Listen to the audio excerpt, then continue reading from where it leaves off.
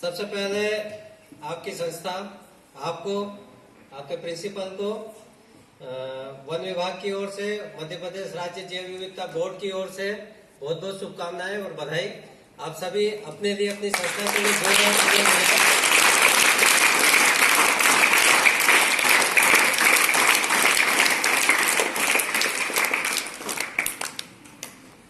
जैसा कि आपको विदित होगा, मध्य प्रदेश राज्य जैव विविधता बोर्ड प्रतिवर्ष कई तरह के आयोजन करता है, जिससे कि हमारे बीच में जैव विविधता के बारे में हम जान सके, समझ सके और उसको संरक्षित कर सके। ऐसे ही कार्यक्रम में आपकी संस्था ने भी भाग लिया था। जैव विविधता का एक संरक्षण के प्रति जो योगदान रहता है, व्यक्तिगत योगदान हो सकता है, संस्थागत योगदान हो सकता है, शासकीय रूप से हो सकता है, अशासकीय रूप से हो सकता है और निजी भी कई लोग एनजीओ और अपने व्यक्तिगत रूप से जैव विविधता का संरक्षण करते हैं।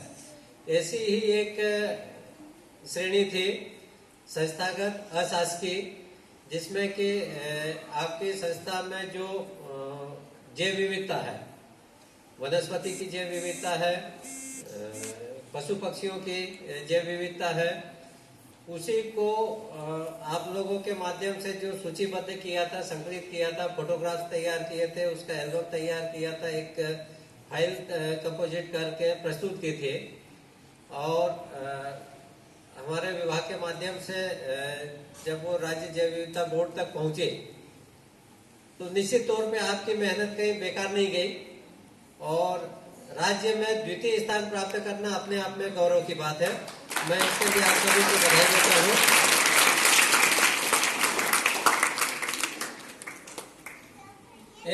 ऐसे ही शिक्षाप्रद जो कार्यक्रम है, एक विभाग की ओर से अनुभूति इको कैंप के नाम से कार्यक्रम आयोजित किया जाता है, जिसमें स्कूली छात्र छात्राओं को हम एक दिवसीय एक वन भ्रमण कराते हैं, जंगल में कैंप कराते हैं। वहीं पे पक्षियों के बारे में, पेड़ पौधों के बारे में, वनस्पति और जीव जंतु, कीड़े मकोड़े जो भी दिखता है आप देखें, महसूस करें, उसको अनुभव करें, अनुभूति लें, उसी का नाम है अनुभूति। तो प्रायोगिक तौर पे हम जो देखते हैं और सीखते हैं वो अमिट होता है, उसको हम कभी भूल नहीं सकते। किताब में पढ़ने पे एक बार बोरियत हो सकती है या पढ़ने में, सीखने में, लिखने में मजा नहीं आए, लेकिन देखने में, सुनने में पक्षियों की आवाजें, उनकी सीटी और उनके जो हरकतें होती है, तितलियों के अलग अलग रंग, तो वो जब देखते हैं तो अनायास याद रह जाते हैं, उसको अलग से याद रखने की आवश्यकता नहीं होती।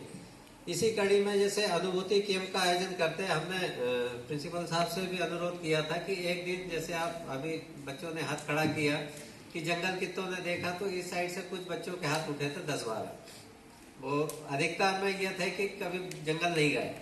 तो कौन कौन गया था? तो एक बार मैं चाहूंगा कि आप लोग अगर सहमति देंगे तो एक दिन हम आपको जंगल भ्रमण कराएंगे। अभी चूंकि थोड़ा सा गर्मी तेज हो रही तो सुबह जल्दी 6 बजे निकले और हम 10 बजे तक वापस भी आ सकते हैं, लेकिन 1-8 किलोमीटर जब पैदल जंगल में भ्रमण करेंगे तो आपको बहुत सारे पेड़ पौधे दिखेंगे, बहुत सारे पक्षी दिखेंगे, बहुत सारे कीट पतंगे, कीड़े मकोड़े भी दिखेंगे, सरीसृप दिखेंगे, रेप्टाइल्स दिखेंगे और कुछ हो सकता है कि वन्य जीव जो शाकाहारी मांसाहारी होते हैं, वनों में पाए जाते हैं, वो भी दिख जाएंगे। सुबह जल्दी जाने से यही होता है कि ज्यादातर पशु पक्षी अपने आवास में होते हैं और चरने के लिए निकलने की तैयारी में होते हैं, तो वो दिख जाते हैं। तो सुबह जल्दी अगर आप एक दिन अपने टीचर्स के साथ में प्लान कर लें तो एक दिन हम आपको विजिट करा सकते हैं और वो आपके लिए यादगार होगा, एक मनोरंजक भी होगा और आपको अच्छा भी लगेगा।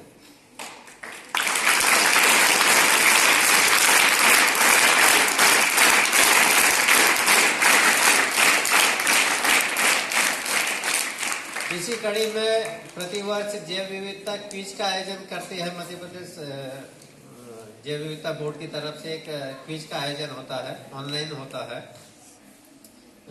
आपकी संस्था ने भी इस बार भाग लिया था और उस क्विज में बहुविकल्पी जो ऑब्जेक्टिव टाइप के प्रश्न होते हैं, इस तरह के प्रश्न आते हैं, 4 विकल्प होते हैं, आपको उसमें टिक करना होता है। तो बड़ा आसान है, उसमें भी आप लोग भाग लें।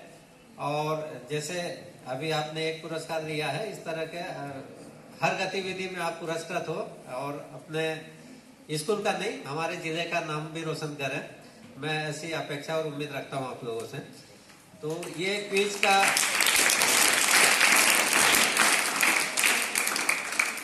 का उद्देश्य यही होता है कि उसमें जो 100 प्रश्न पूछे गए हैं, हम चाहे उसका सही जवाब दें या गलत जवाब दें, लेकिन अल्टीमेटली हमें बाद में पता चल ही जाता है कि इसका सही जवाब क्या है या क्या होगा।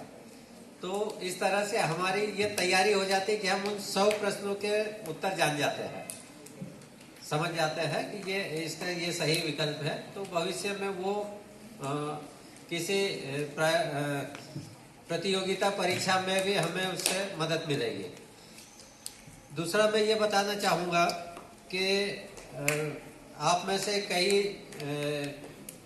स्टूडेंट चाहते होंगे कि हम आगे पढ़ लिख के कुछ ऐसे यूनिफॉर्म वाली जॉब करें, जिसका एक अपनी पहचान हो, अपना रुतबा हो और अपने पावर्स हो। तो विभाग में इस तरह की भर्ती होती है। जो विभाग का सबसे पहला पद है, पहली सीढ़ी है, वन रक्षक फॉरेस्ट गार्ड। उसमें शैक्षणिक योग्यता 10वीं जो पास होते हैं उनको लिया जाता है। तो 10वीं मैं चाहूँगा कि आप आगे पढ़ें, लेकिन कई परिस्थितियों में हो सकता है कोई बच्चा अगर 10वीं से आगे नहीं पढ़ना चाहता है या नहीं पढ़ पाता है, तो वो इस पद के लिए अप्लाई कर सकता है। उसके बाद अगली जो सीढ़ी है वो वन रक्षक के बाद एक स्टार वाला पद होता है, वनपाल, फॉरेस्टर कहलाता है। वो प्रमोशन का पद है। जो वन रक्षक सीनियर हो जाते हैं तो पदोन्नति के बाद में फॉरेस्टर होते हैं। इसी तरह से अगली कड़ी में है डिप्टी रेंजर, जिसके कंधे पे 2 सितारे होते हैं। डिप्टी रेंजर का पद भी पदोन्नति का पद है। जो फॉरेस्टर होता है 1 स्टार वाला, जब अच्छा कार्य करता है तो उसको पदोन्नति मिलती है और वो डिप्टी रेंजर बनता है।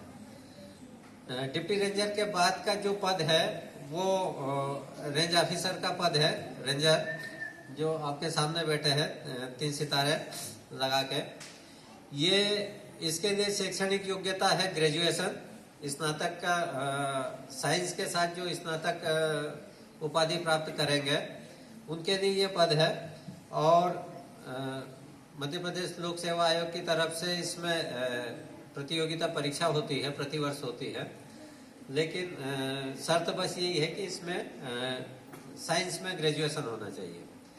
तो अगर आप ऐसा सोचते हैं तो अभी से आपको उस स्ट्रीम में जाना पड़ेगा, साइंस फैकल्टी का चयन करना पड़ेगा।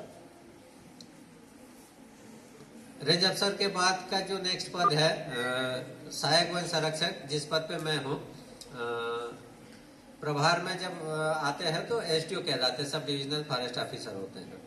ये भी राज्य लोक सेवा आयोग के चयन परीक्षा से चयनित होते हैं और इसमें भी साइंस ग्रेजुएट शैक्षणिक योग्यता होती है। इसके बाद का जो नेक्स्ट पद होता है वो अखिल भारतीय सेवा का होता है। जैसे आईएएस, आईपीएस और आईएफएस, ये अखिल भारतीय सेवा के पद है, जो जिला स्तर का पद होता है। और इसमें डीएफओ आपने सुना होगा। तो आईएफएस में सिलेक्ट होने के बाद में डीएफओ बनते हैं।